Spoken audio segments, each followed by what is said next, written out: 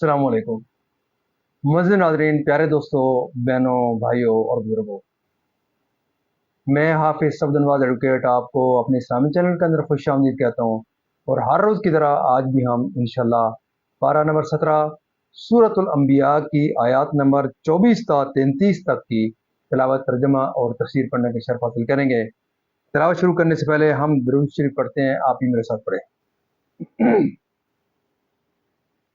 اللهم صل على محمد وعلى آل محمد كما صليت على إبراهيم وعلى آل إبراهيم إنك حميد مجيد. اللهم بارك على محمد وعلى آل محمد كما باركت على إبراهيم وعلى آل إبراهيم إنك حميد مجيد. ما بعد فأعوذ بالله من الشيطان الرجيم. بسم الله الرحمن الرحيم.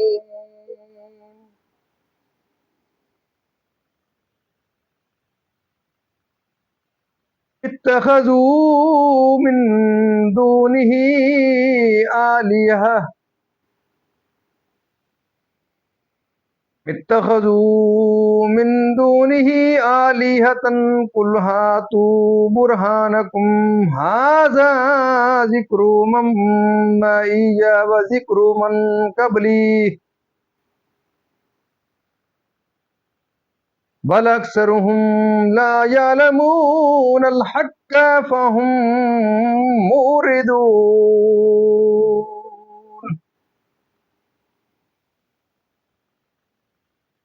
وما أرسلنا من قبلك من رسول إلا نوحي إليه أنه لا إله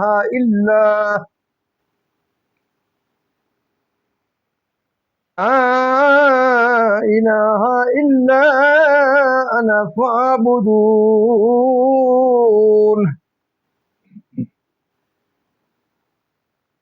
قال اتخذ الرحمن ولدا سبحانه العباد مكرمون لا يسبقونه بالقول وهم بأمره يعملون.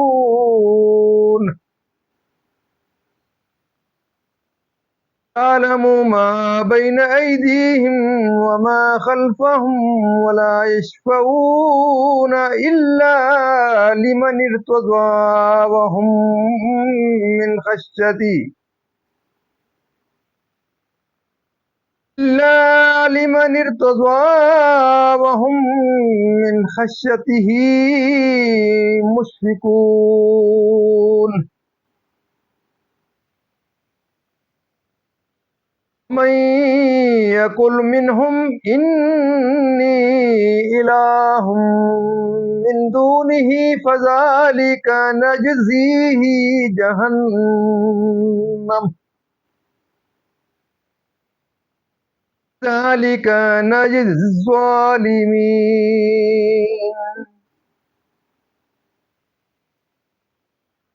ذلك نجزيه جهنم كذلك نجزي الظالمين.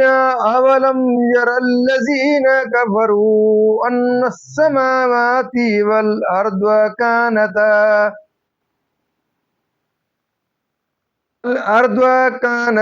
رتقا ففتقناهما وجعلنا من الماء كل شيء حي أفلا يؤمنون. وجعلنا في الأرض رواسي أن تميد بهم وجعلنا فيها فجاجا سبلا لعلهم يهتدون.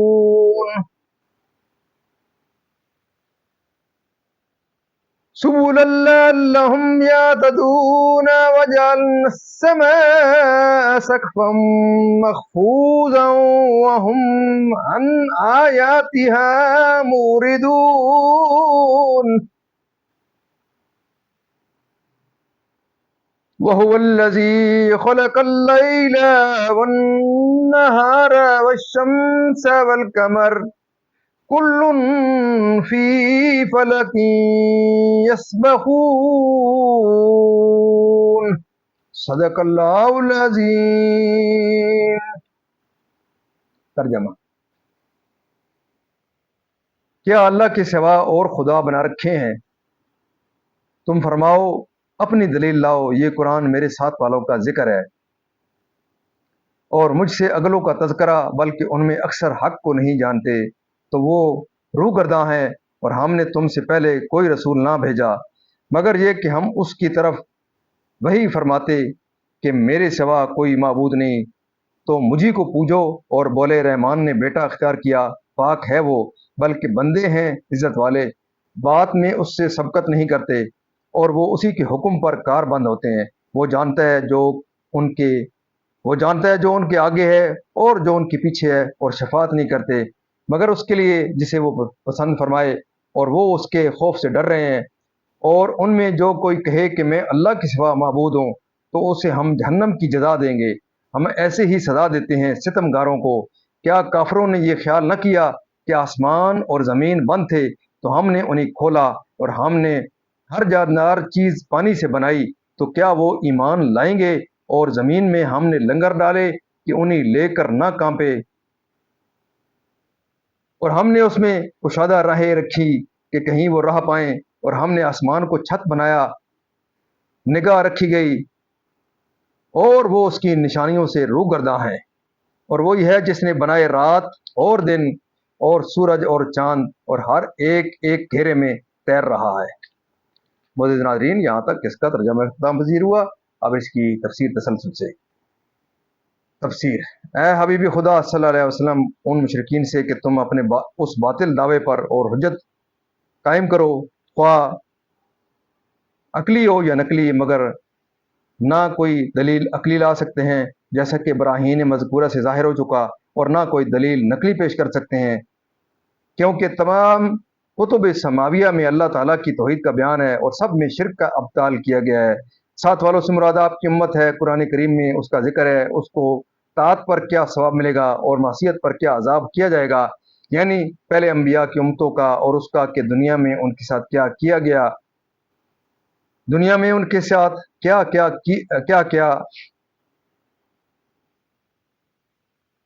گیا اور آخرت میں کیا کیا جائے گا، اور غور و تامل نہیں کرتے اور نہیں سوچتے کہ توحید پر ایمان لانا ان کے لیے ضروری ہے۔ شان نزول: یہ آیت خدا کے حق میں نازل ہوئی۔ جنہوں نے فرشتوں کو خدا کی بیٹیاں کہا تھا، اس کی ذات اس سے منزہ ہے کہ اس کے اولاد ہو، یعنی فرشتے اس کے برگزیدہ اور مقرب بندے ہیں، یعنی جو کچھ انہوں نے کیا اور جو کچھ وہ آئندہ کریں گے۔ حضرت ابن عباس رضی اللہ تعالیٰ عنہما نے فرمایا، یعنی جو توحید کا قائل ہو، یہ کہنے والا ابلیس ہے جو اپنی عبادت کی دعوت دیتا ہے، فرشتوں میں اور کوئی ایسا نہیں جو یہ کلمہ کہے۔ بندہ ہونا یا تو یہ ہے کہ ایک دوسرے سے ملا ہوا تھا، ان میں فصل پیدا کر کے انہیں کھولا، یا یہ معنی ہے کہ آسمان بند تھا، بائیں معنی کہ اس سے بارش نہیں ہوتی تھی، زمین بند تھی، بائیں معنی کہ اس سے روئیدگی پیدا نہیں ہوتی تھی، تو آسمان کا کھولنا یہ ہے کہ اس سے بارش ہونے لگی، اور زمین کا کھولنا یہ ہے کہ اس سے سبزہ پیدا ہونے لگا، یعنی پانی کو جانداروں کی حیات کا سبب کیا۔ بعض مفسرین نے کہا معنی یہ ہے کہ ہر جاندار پانی سے پیدا کیا ہوا ہے، اور بعضوں نے کہا کہ اس سے نطفہ مراد ہے۔ مضبوط پہاڑوں کے اور اپنے سفروں میں اور جن مقامات کا قصد کریں وہاں تک پہنچ سکے۔ گرنے سے یعنی کفار، یعنی آسمانی کائنات، سورج چاند ستارے اور اپنے اپنے افلاک میں ان کی حرکتوں کی کیفیت اور اپنے اپنے مطالعہ سے ان کے طلوع و غروب اور ان کے عجائب احوال جو صانع عالم کے وجود اور اس کی وحدت اور اس کے کمال قدرت و حکمت پر دلالت کرتے ہیں۔ کفار ان سب سے اعراض کرتے ہیں اور ان دلائل سے فائدہ نہیں اٹھاتے۔ تاریک کے اس میں آرام کریں، روشن کے اس میں معاش وغیرہ کے کام انجام دیں۔ मोअज़्ज़िज़ नाज़रीन, अल्लाह ताला के फ़ज़ल करम से आज तक यहाँ तिलावत तर्जुमा और तफसीर इस्लाम तब्दील हुआ। हम अल्लाह ताला के दरबार के अंदर इस कलाम मुक़द्दस के सदक़े हुज़ूर पाक सल्लल्लाहु अलैहि वसल्लम की ज़ात बरक़ात के सदक़े दुआ करते हैं कि अल्लाह ताला हमें कुरान पाक पढ़ने, कुरान पाक को समझकर इसके अहकामात के मुताबिक हुज़ूर पाक सल्लल्लाहु अलैहि वसल्लम की पाक सीरत के मुताबिक और सहाबा किराम के नक्शे कदम के ऊपर अल्लाह ताला हमें चलने की तौफ़ीक़ अता फ़रमाए। अल्लाह ताला तमाम परेशानियाँ दूर फरमाए, तमाम बीमारियों से शिफ़ाए कामिला अता फ़रमाए और अल्लाह ताला तमाम मरहूमीन को जन्नत फ़िरदौस में आला बाला मक़ाम अता फ़रमाए। आप तमाम मुअज़्ज़िज़ नाज़रीन से ये ख़त्म नबूवत के सदक़े ये दुआ की जाती है, इस्तदा की जाती है कि आप ख़त्म नबूवत के सदक़े आपको एक बहुत बड़ा अज़ीम मौका मिला हुआ है कि आप इस कलाम मुक़द्दस के मैसेज को भी देखें, पूरी वीडियो देखें, अपने बच्चों को भी तलकीन करें, अपनी फैमिली के अंदर डिस्कस करें और अपने दोस्तों को भी इस प्रोग्राम को ज़रूर उनके साथ शेयर करें। मेरे यूट्यूब चैनल को आप जहाँ तक आप आगे शेयर कर सकते हैं, ज़रूर आगे शेयर करें ताकि ज़्यादा से ज़्यादा दोस्त जो हैं वो इस प्रोग्राम से इस्तेफ़ादा हासिल कर सकें।